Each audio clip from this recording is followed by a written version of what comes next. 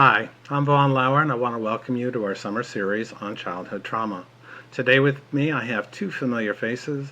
I have Melissa Sadin and Jane Evans. Hi, ladies. Also have a guest today. Her name is Christine Sissy White. She's a mother, a writer, a health activist, and a trauma survivor. She's the founder of Heal Right Now, How to Live on Earth When You Were Raised in Hell, where she's a blogger, consultant, and activist. Sissy's been published in the Boston Globe and Ms. Magazine online. She's written a book and is in the process of writing a second. Sissy, we want to welcome you. Thank you for coming. Joe. And Sissy, there's so much information. You and I had a chance to speak the other day, and I was fascinated with your perspective and how much information you have to share.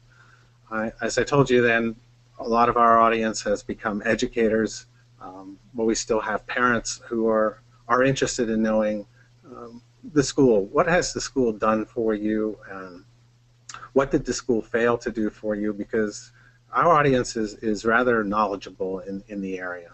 They're not beginners, and they've gotten a lot of information from these two ladies over the course of the last 4 or 5 webinars. And they're mostly interested in what can I do? What can be done to address the issues that I'm seeing? And we recognize that there's whatever we say for one doesn't necessarily fit for another. And we know that. So we take the information any of our guests have to share, understanding that. But I thought as a beginning point, before we get to schools, you might give us a bit of background in your life prior to school, and then move to the schools themselves, and if you can think of things that happened at the elementary or middle and high school that give us a flavor of things that went well or things that didn't, your perspective, how you looked at school and how you felt school looked at you. I know one of the things we talked about, and we have talked about, are the socialization activities or lack of, and we were just talking about them before we began. That's pretty much it. So with that, give us a little bit of background, and then maybe you can jump into your elementary educational career and give us some insight of what it was like for you. Okay? Sure. I'm so thrilled to be here. I was at a mastermind meeting this morning with my little group, and they asked why I was doing this, and I said if I had one goal for being here, it was to help educators realize what a superpower they have, because teachers are uniquely able to reach kids. They, before peers, become the most important thing. I feel like teachers have a weight and an influence almost equal to parents, and in cases of developmental trauma or where there's abuse and neglect, that is an extremely powerful role and be a potentially positive one. So for me personally, I wanted to bring this picture, so it's tiny, it's just my little kid picture, but I wanted to say, I was in 2nd grade, and I wanted to say, I'm here today speaking for kids that are that age because I had no language at that age. And now, as an adult, I can talk about trauma, developmental trauma, abuse and neglect, but as a child, it's your life. You don't go to school and say, I'm carrying my trauma history. It's just life. You don't know that anyone else has another one. So I feel like I can speak today, but what I did want to say was, when I was a kid, I never would have had language. I wouldn't have said trauma. I wouldn't have said abuse. I wouldn't have said neglect. I wouldn't have said, I just would have said my mom was stressed. I wouldn't have said she's a teen mom. I would have said I'm not close to my dad. I wouldn't have said he abandoned the family. Kids don't have the language that we have as adults, so that was I just felt like that was an important thing that I wanted to say. However, even without the language, I loved school. School for me was fabulous. It was predictable. It was routine. The things started and stopped on time. I liked learning, but that really wasn't the most important part. It was just that it was predictable. It was structured. We moved around a lot when I was little. I went to 3 different school systems. My mom married 3 times, and we had relocations each time. But each school worked sort of similar, and there was great stability at school. Not socially. I didn't love socializing, but just just that the expectations were relatively clear. And I feel like I just want to say I had no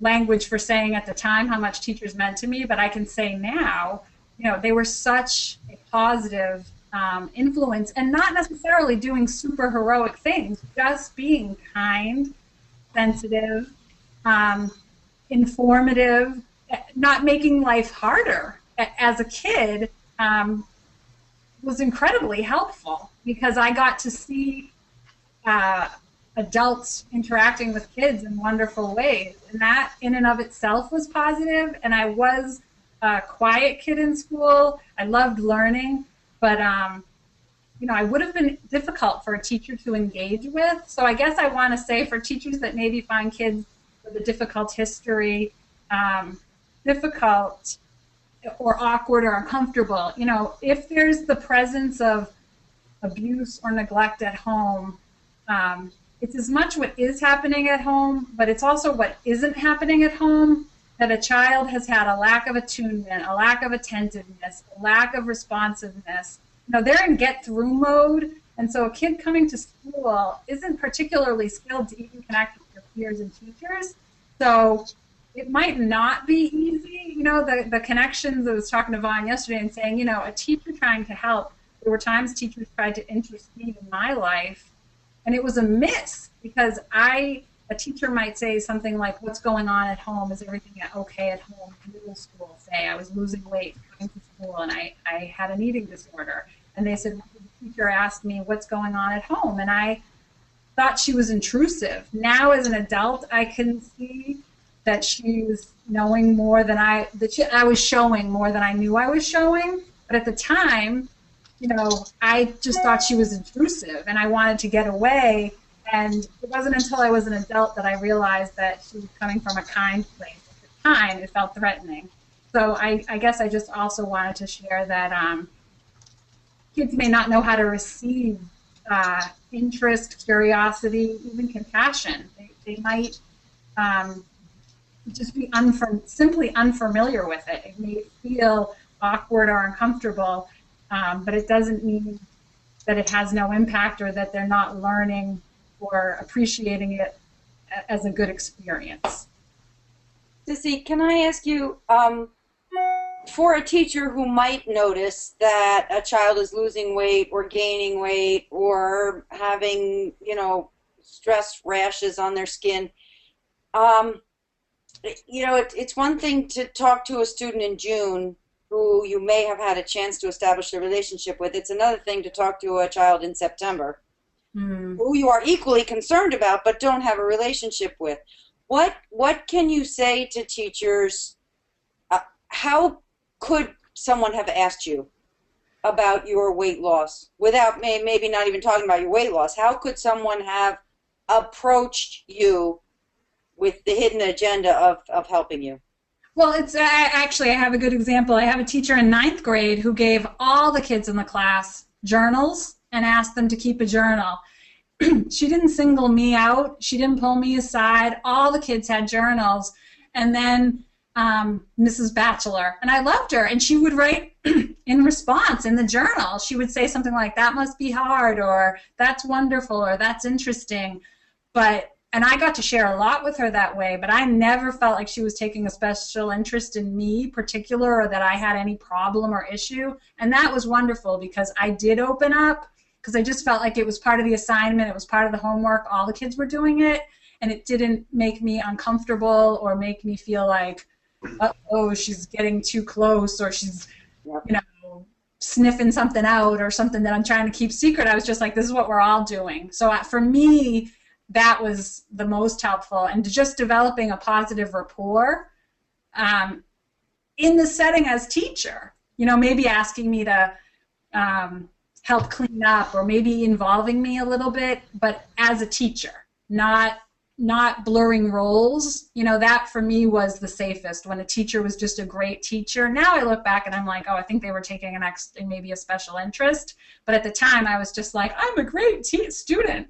And that fed me, not feeling like I'm a problem kid, but I'm a interesting student, or they think I have potential, and they're wicked smart. They're smarter than me. So if they think I have potential, and only my parents are as powerful as them, that had enormous influence, enormous.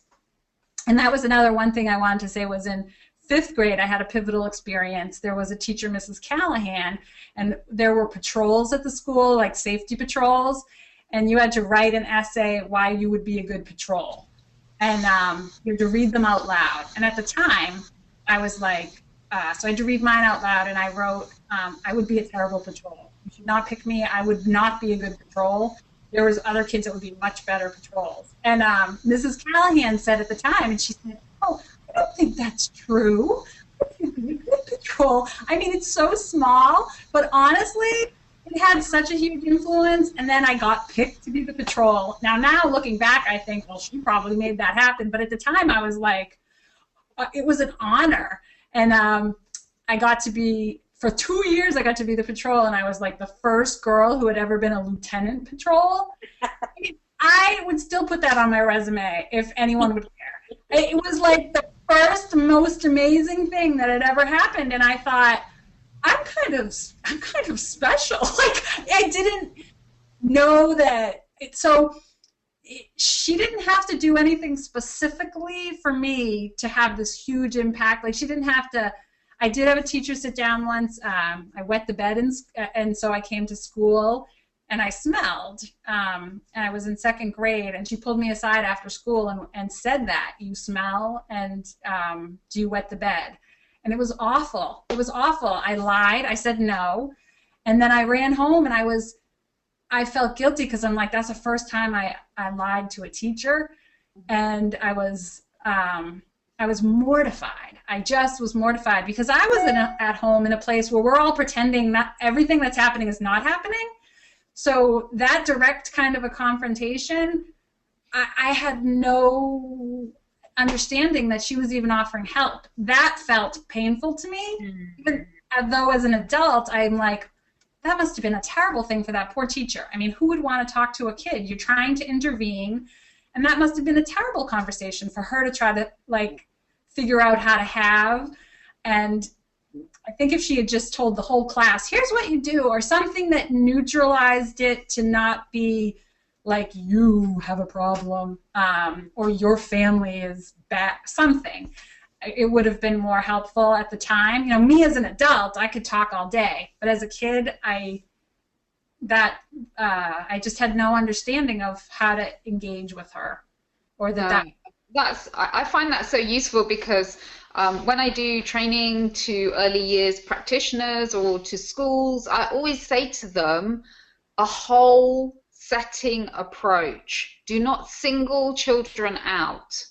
You know, if you need to talk about sad feelings or when difficult things happen at home, that touches children on all different levels, because some children just sometimes, you know, the parents argue, and that's just, you know, just regular arguing, and it's not a biggie, but they still will have sad, scared feelings. It's just they will maybe go through them really quickly.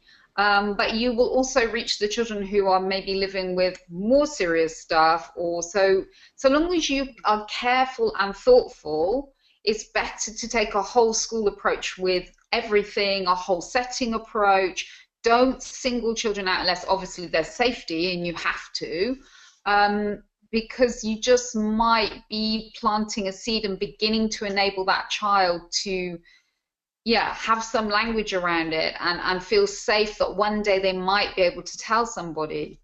Absolutely, absolutely, and that is so powerful. That I had a teacher, a dentist, who came to the school, and they had a saying, you know, be true to your teeth or they'll be false to you. And they said every night before bed, brush your teeth, no matter how tired you are, no matter if you haven't put your pajamas on, if there's one thing you do. I mean, I have never not brushed my teeth. And my whole life I remember that. If I'm like half falling asleep on the couch, I will remember the dentist. Like that kind of just general information that a teacher says, they're so powerful. So even just basic things. It's interesting though, isn't it? Because there's this big thing about singling children out and about making small groups and putting them all together, and oh God, and yet the research shows that children do better in groups where people have a range of abilities and even a range of ages and stages, and actually they do much better than everybody gets something from it, and then the more able children can help the less able children can teach the more able children something. So this thing of kind of sectioning people off and focusing on the ones that have social skills difficulties, let's put them all in a group together. Well, let's not. Yeah. Let's just address it with everybody rather than herd children and put them with because everybody knows, oh, that's the group for the blah blah blah children. The kids know. Yeah. I want to ask the three of you then, because I think I've seen this on other questions that have come up, and it struck me as very an appropriate time to ask. I'm a teacher, and I see Sissy, and I'm observing, and I'm thinking there's something going on at home, but I don't know how to approach it. I've listened to what you said, work as the group, and I do that generally, but now I'm really concerned, and I want to talk to Sissy because I think it's maybe imminent danger. I don't know. There's something that just compels me to want to talk to her. How do I deal with that when at the same time I'm supposed to not? And Sissy, you said, don't approach me directly. Now as an adult, might there be a way, and ladies, you work all the time with children and parents, is there a way to approach somebody when you know something has to be done? Maybe badly worded, but it's like, yeah. I mean, for me, if you feel there's a safeguarding issue, that's something completely different. And I'm not, imminent is probably the wrong word. It's just, I know that something needs to be done. I just know. Melissa, I'm looking at you because I think we've had this conversation. Yeah, I think that there's the way Sissy recommended it is a good way to set up your classroom. Mm-hmm. You know, it's not a bad idea to have journals for everyone. First of all, there's lots of research around writing and why that's a good thing. But also that way, trauma, Sissy, it doesn't look like you have a stamp on your forehead. So you probably didn't walk into school with a big, T-shirt that said, I'm coming from a place of trauma. So there's no way to know who in your class does or doesn't have it. So a journal is a good thing. But Vaughn, I think that you're also talking about, if I think a child's being harmed, I don't have time to set up a rapport or to wait for some disclosure in a journal.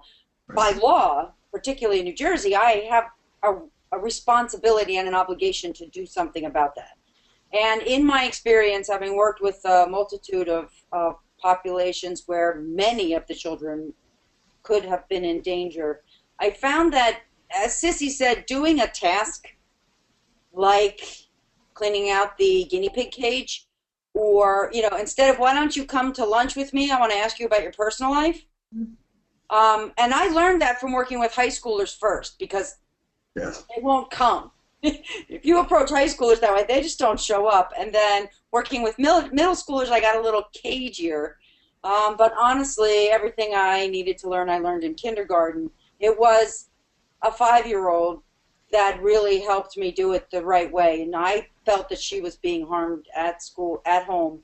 And so I just started. I elected to, set up a thing on Monday afternoon where she needed to help me with the rabbit. And it meant sending her home until the third Monday, when then I was able to, she did actually, Sissy, say to me, I'm not very close to my dad. So then we talked about close, and she said, he's not nice to me, and then she finally said, I'm a bad girl and he has to punish me. Mm-hmm. And so then I got, the school social worker, it was okay with this little girl, the school social worker joined our rabbit cage cleaning. Oh, great. And because then, we needed to call the authorities and take further steps. But Sissy hit on something really good, which was we took a mundane chore. She then also had the opportunity to be the best rabbit cage cleaner I'd ever had. And I hope somewhere she's sitting there going, I remember being able to clean the rabbit cage. Maybe not remembering me sticking my big nose into her life, but maybe remembering. And the rabbit cage cleaning continued for the rest of the year. So taking a mundane chore, because one, your issue is a good one. We don't always have the time to wait, especially if a child is being harmed physically. Good question. It's a really good question, and I would also add just what a hard job. I mean, that is a hard problem. Just to have that problem is such a hard problem, and then to know the realities are what happens. I mean, if somebody had asked me straight out, I'm not even sure I would have said. I mean, you don't know the words abuse or harm or safety. It's your daily life. You don't even necessarily know you're in imminent harm. You just know it's not fun, or it's just like, oh, that's hard, that's awful. I don't think a kid necessarily knows, but if you develop a rapport, what's shared during that rapport, I think is.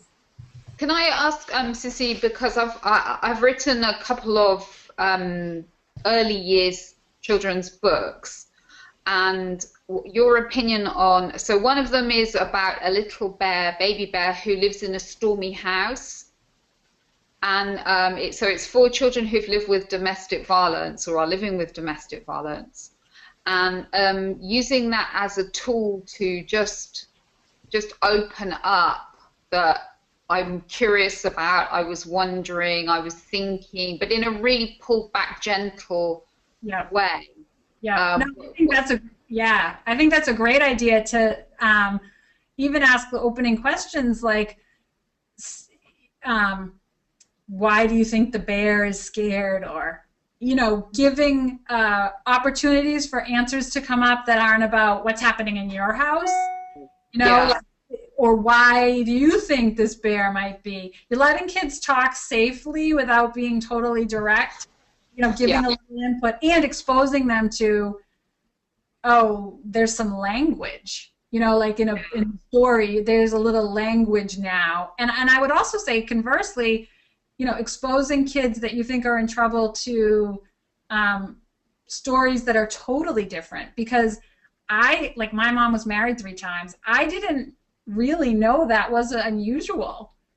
You're in your own story so much that, you don't necessarily, I think you could go both ways. You want to show contrasts, those great adoption books that are like a family can look like this and a family can look like this. If you're coming from your own experience, you think everybody is, at least in elementary school. So I think any stories that show ranges of experience, to write together, like contrasting experiences, like how do you think it would be to grow up here as opposed to there, but you're still not talking about the kid. All the class gets to sort of participate. Do you know what I mean? So it's a more general, little less threatening. I want to thank you. Pursuing with this, even for academics, we have lots of books that help you teach children how to read in the elementary school. I have a lot of books on how to work with children in the elementary school. I don't see a lot of books on how to teach kids reading at high school or middle school. I'm getting the sense there aren't a lot of books out there. This story about the animals is not going to work well with high school kids. And so, having worked at a high school, middle school, and elementary school, I'm kind of curious, 3 ladies, how do you deal with a kid at the high school when they're nearly adults? They may be bigger than you, and you said it, Sissy, I don't want somebody butting in, but it's the same situation. How do you deal with a whole group? How do you offer assistance for somebody who's your size and just not into baby bears? Well, the thing is, I've just been working with teenagers. So I was working on a project for 11 to 17 or so. Some of them were 18, 19 I worked with. and around child where the children and young people were being violent and abusive to their parents. Mm-hmm. And because my suspicion was that all of them had grown up with extensive domestic violence, I just knew it before I knew it, if you know what I mean.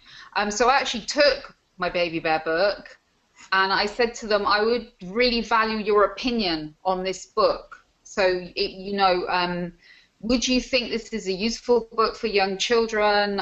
You've got younger brothers or sisters. Could you give me some feedback? Would you have a look at it for me? And we'll just slide it across the table, if you don't mind.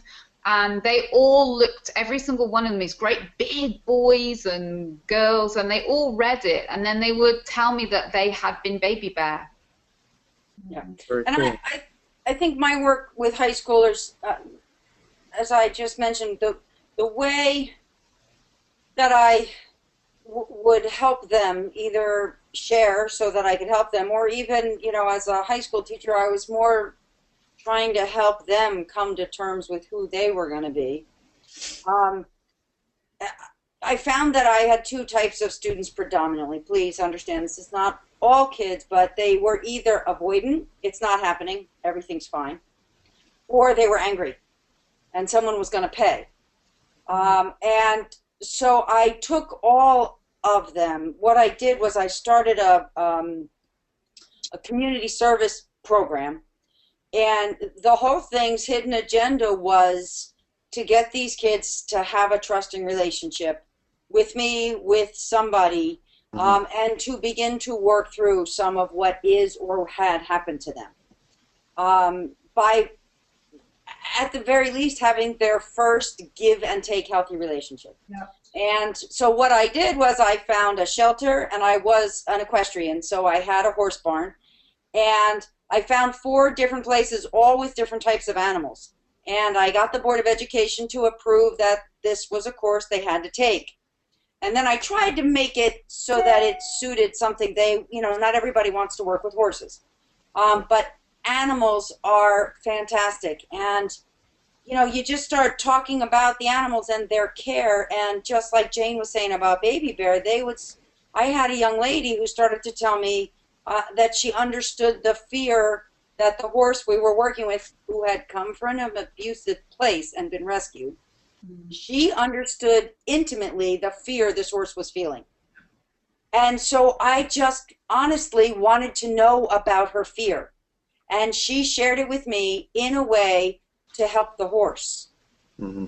And so I call it the side door. With high school students, you have to come in a side door. You can't come right at it. So yes, you can use Jane's books, but what you're asking is for the children to advise you on them. And what I was doing was taking them to places where the animals and the shelters were getting the good hard work they needed. Yep. But the children were in a place outside of the school with me. I was involved in everybody's activity. So I encourage teachers who are working with high schoolers, if you're a high school English teacher, then find a way to get out in the community. Start a club. That's good for all kids that you can do after school that allows you to go to a place outside of learning about Shakespeare if you really want to reach children, or even if you have a particular child. Start a whole club with the idea of getting that one child in the club. And I would also add that it's not, I would never minimize trauma at all, but it's not avoiding trauma to encourage a kid in some other pursuit, like giving them other places to flourish. So for me, becoming somebody who loved school and taking on an identity like I am a good student, I got to carry that with me through the rest of my life. And, teachers did nourish it, and whether they nourished it because they really felt I was a good student or they were encouraging me, it didn't matter. I took it in as part of my identity, and I got to keep that. And if I didn't get that from teachers, I'm not sure I would have received it. So if a teacher says, you might want to try photography, or those things are working with a kid's trauma, I think I would encourage that if you are helping a kid get what trauma keeps them from getting, that's the goal. Because as adults even, the people that I know that are trauma survivors, we are not trying to undo what happened. We're trying to get what we didn't get. We're still trying to do that as adults. And if a teacher can step in and help you learn about joy or expertise or competence or things that that is huge. Yeah, I would love exploring with the young people, just because I would meet with them and we'd just go to McDonald's or a cafe, or we never did anything very, remarkable, but they didn't want to. They wanted something simple and just us two. And I'm just being curious about what did they enjoy, what did they like, what did they plan to do, and the things that they would come out with. I mean, you would see the circumstances that they lived in, which were poverty and violent communities, and then they would come out with this amazing goal that they had. So then I would always, not in an unrealistic way, but in a realistic way, explore.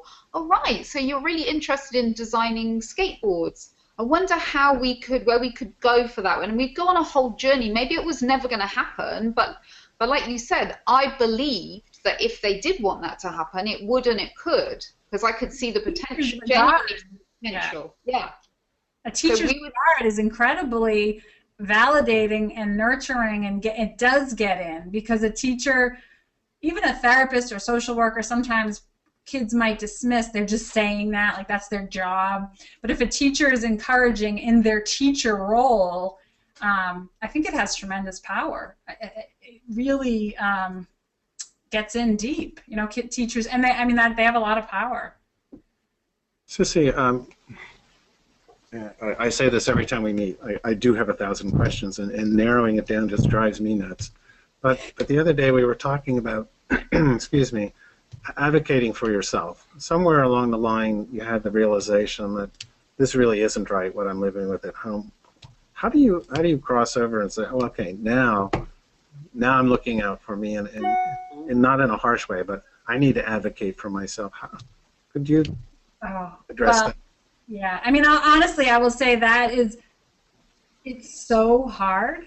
Honestly, for anyone that has had developmental trauma, it's possible, but it's, that's what I think we talked a little bit about too. It's like learning a second language. It's like health is a second language, and you're trying to unlearn what you did learn, then learn what you didn't learn, while you're trying to go to school or get a job or start a family, and there's these gaps, and sometimes you don't realize I'm missing this until you hit a gap, because you're like, I know what not to do, but I don't know what to do instead. I don't know what other people do. I know what I don't want to do, but I have no idea what to do. My default setting, it's not a great place. I don't have this other place to go. So it's like your gut is your default setting, and you're trying to use your brain to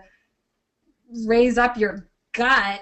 So I don't know if that's a good analogy, but I feel like sometimes for people with developmental trauma, I feel like it's like trying to learn a language in 1 hour a week. If you have therapy once a week, and then you wouldn't expect somebody with 1 hour of Chinese a week to be able to go to China and drive, read, speak the language. But we expect people who have had trauma, who are experts in one thing and novices in another, to try to navigate the world. And it's slow. It's a slow process. You might be really great at some things naturally, and other areas are slow. Luckily, most people have strengths and weaknesses, but it's a slow process. I think healing is really slow, but it's possible. It's possible, but I have not met anyone that it's quick for. So if I were to come to you and ask you, Sissy, do you feel safe? What does that word mean to you as a child? As a child, I don't know what the heck you were talking about. I remember the first time a therapist asked me where I felt safe. I was in my 20s, and I was like, safe? What are you talking about? Like, I'm not in a fire. Like, I did not even understand what the heck that meant. it was so abstract to me. So I think I was in survival mode, and how I felt in here, in my body and my being inhabited, it wasn't even relevant to me until my 20s. I didn't respond to, like, I was trying to navigate. I was looking at external clues in other people. It took until my 20s to turn inward, because to survive in childhood, if you have developmental trauma, you get out of the body. You go up in the head or above. You do not want to be in touch with what's happening, and you navigate by ignoring your needs, wants, desires, hungers, fears. So you learn how to manage, but not how to feel or be in your feelings. So that process at first is terrifying, because at first it's scary to be feeling. And then over time you're like, oh, but I could also feel joy, or oh, I could feel some good things. But usually what you've been avoiding feeling isn't fabulous. So it takes a little convincing that has any merit to it. It's a slow, do a little back away, because it's so unfamiliar. You have somebody with, like, the least skill at feeling having to feel like the worst feelings. Yeah. So that's not terribly appealing to most of us. Yeah. I think we have a bunch of audience members who are have adopted children, and I can feel them nodding their heads. I think they recognize in their children exactly what you're saying. So that being the case, I have a question about that. That's also good for teachers, and it's shifting gears to this concept of vicarious trauma.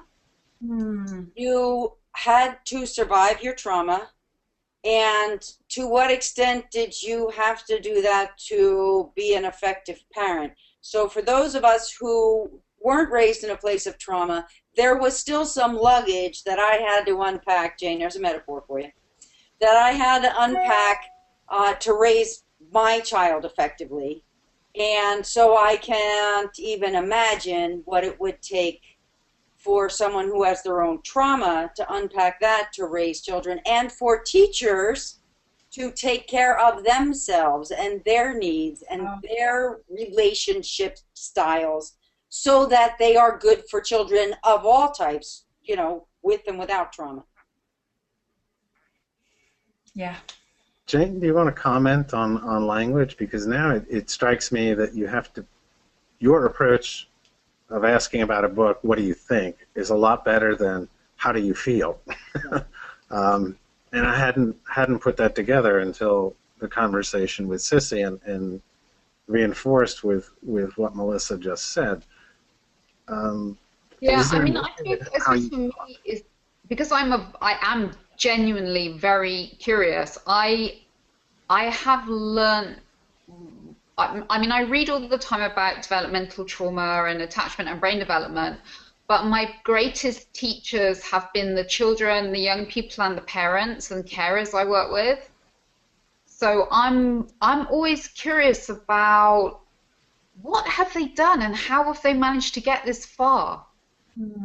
Particularly the older children. I'm amazed, and I try to encourage, the young people particularly, to be amazed at, okay, so we know that you do smoke a lot of cannabis, but given what you've told me, isn't it incredible that you still manage to, whatever it is they're still managing to do, and that actually sometimes you really don't want to smoke the cannabis. And so whatever they bring to me, I try to, in a very genuine way, I don't try to sugarcoat anything. So I do want to understand with them what are the bits that actually, despite everything, they are still managing to do, or they tell me something, and I can't believe that. So you still did that, even though your childhood was one of whatever. So not in a, as I say, in a very, because this is true, because you've told me it. Let's shine a light on that, not to negate the horrific effects and everything, but to look at that as, yeah, just purely to be curious. So I do that with the parents I work with a great deal as well, because all the parents I work with have extensive childhood trauma and adult trauma, and yet they're still sitting in front of me, and they've had children, and they're raising these children, and they get them up every day, and they put clothes on their back and food, and I find that always blows me away, and to focus on that sometimes is such a key, to be curious. And I wanted to add to that, college age. I think at college age, if teachers did that more too, that the kids that are coming into college, who there is a gap. You know, I was the first person in my family to go to college, and so nobody's helping you. Nobody knows. It's like you're the lucky one. You got to go to school. It's not like, here's what you do and here's how you do it. It's sort of like you get to go. Like, you're the lucky one. You can't say it's hard, or I don't know how to fill out the financial aid forms, or you got to go. Like, you're in the star seat. So if teachers in college, I think that's when kids are a little bit, might be more receptive to, like, okay, some kids, you know, this is that's when I think you cognitively you can start getting information, like, not everybody is coming to college with what you're coming with. Some people have, you know, you're getting money in the mail, or they're like, that what you can start to get just education, not that somebody is saying, you know, wanting to get all into the history, but just that, you know, you are carrying some extra bags, so it might make sense if you're huffing and puffing on the stairs occasionally. There is some, you know, like, it is not your imagination. That is challenging. Yeah. At that age and stage, that can be validating and encouraging. I think that's when you're starting to see, oh, I might have interpersonal issues or dating, or then that stuff, you're starting to see the gaps yourself, and that's when adults can help you be like, there's a reason there's a gap, and it's not just because, you know, you suck or something, but you, as a person, you think you're just bad at life, not that you have a lack of skills that other people have that you can acquire. And I think at that age, it can be more direct conversation. Yeah, I would have direct conversations with the young people about their brains and give them information on, you know, because of this, because of all the stuff that you've told me, what we know is definitely that you spend a lot more time in your survival brain. And that's not you're very clever, like, you know, they're very intelligent, these young people I work with, although failed at school completely, or school failed them. But they're really intelligent. So we explore that in terms of, well, it's because you have had to spend so much time in your survival brain, which isn't a clever part of our brain. And when they have that information, the relief. Yes. Oh my goodness, I am not a bad, terrible person, and I'm not stupid. I just have to find ways to get upstairs to my clever brain. Oh wow, amazing. And that's the bit that they all took away with them. Yeah, and that's where teachers can be powerful too, just doing things like breathing exercises, power postures, very down to writing as a tool that you're teaching everybody. It's beneficial to everybody, but somebody that doesn't have a way of regulating, these can make a huge difference. And that can be any teacher, just teaching calming or centering or grounding, and just talking about it as healthful. I think that can give a kid tools, and it's not stigmatizing. It's just... I was teaching all the early years practitioners yesterday that I was training about doing some yoga with, you know, 2- and 3-year-olds, and doing some mindful breathing and, you know, all that stuff. I was like, well, if you start now, then yay, when they're 6. Then it minimizes the damage. Even if you can't prevent what's happening at home, you can build up strength in a different part of the brain that will still be there and make the rest of life better. You know, Sissy, you really helped me in our whole conversation so far this afternoon. There's a theme here about what helped you in school and how you have helped yourself. And there's a lot of research right now on this thing called resiliency. And there are lots of ways to develop resiliency, and there is new research coming out all over the place about teachers' power and their ability, even if a child goes home to a place that might not be safe, they're 8 hours a day. So if a whole school becomes trauma focused, then their power to heal might be the greatest power that we as a society have at our disposal to combat childhood maltreatment. And at the center of it is show the child what they can do. Yep. So Jane's talking about, absolutely show them their brain so that they don't have to be ashamed and they understand that it's not their fault. Yep. And you were talking about finding your writing ability and the things that you loved. And that's, I guess, without knowing it, what I was doing with my animal therapy with the kids was showing them something that they were good at. And that builds resiliency and that heals the brain. Yep. So it does an awful lot to combat trauma, and teachers have the power to do this. I'm sorry, Sissy. We have a time limit here. I've got topics that you've touched on I think need further discussion. What am I saying? I know they do. Melissa, I'm glad you said about the whole school because it accentuated the need for that so that we don't lose all those kids that leave and don't go on to college. Advocacy I'd like to come back to sometime. Those kids who are not, who end up in the prison system because there was no support. I'd like to talk about those things and how we might reach them, but the whole school, the whole system makes a lot of sense to me. Because we're running short on time, Sissy, I'm going to go to you and say you've got a couple books, and you have a website. Why don't you tell the people the names of the books and a website and how they can get more information by visiting your website? Sure. So the website is www.healrightnow.com, and the two books, one is a research book with Nancy Slonim Aroney. It's called Your Childhood is Making You Fat, Sick, and Dead, Right to Heal. So it's about a lot about the ACE study and the impact, sort of validating, and then how writing helps, how writing your story and being honored and witnessed is healing. And then the second one is more of a memoir, and it's How Can Anyone Love Me with All My Issues? And it's a collection of essays. So both of that information will be available on my website. But I'm just thrilled. Thank you for having me here today. I really appreciate it. I think we'd like to have you back. I know. I could read their faces. Jane, what have you got going that's new? And how does somebody get more information about you? Well, I'm coming to the States, so that's really exciting. I'll be in America in August, so I'm very excited about that. And I have a chapter coming out in a new book by Dr. Amanda Holt on child-to-parent violence. So that's coming out in August. I can't remember the title very sadly because it's not in front of me, but it's if you Google Dr. Amanda Holt and it's on Routledge, it will come up, and it's a book from people around the world who are working with child-to-parent violence, and they've all written chapters on their work. So I've written one on having not surprisingly, having a trauma and attachment focused approach to working with child-to-parent violence. So I'm very, very excited about that.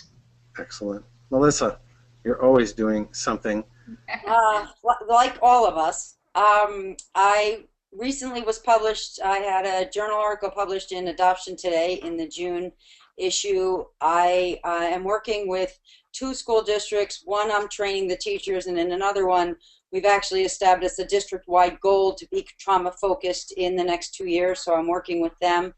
And I continue to work one-on-one with parents and children. And Sissy, I want to tell you that one of the clients who I recently was able to get trauma-informed child study team testing for her so that she could have an appropriate high school program, I showed her your website, and she is a writer, and you are her new hero. And so I encouraged her to email you and reach out. She's a young lady with a similar story, and I think that you could do a lot for her. Wonderful. And I'm Vaughn Lauer, and I don't feel like I'm doing anything compared to what you guys are doing. But if you're interested in learning how to collaborate with school personnel, teachers, and parents, you can visit my website at iephelp.com, iephelp.com, and you'll see the sort of things that I'm able to do, and I'll stop there just because we're out of time. Ladies, thank you very much. I want you all back. We all want everybody back. There's so many more topics here that I know we need to hit on. Another wonderful webinar. You guys are great. Sissy, thanks for joining the family. We're happy to have you. Thanks for having me. All right. This is Dawn Lauer. Thank you, and we'll have another webinar in August, and look forward to seeing you. Take care. Bye-bye. Bye. Bye.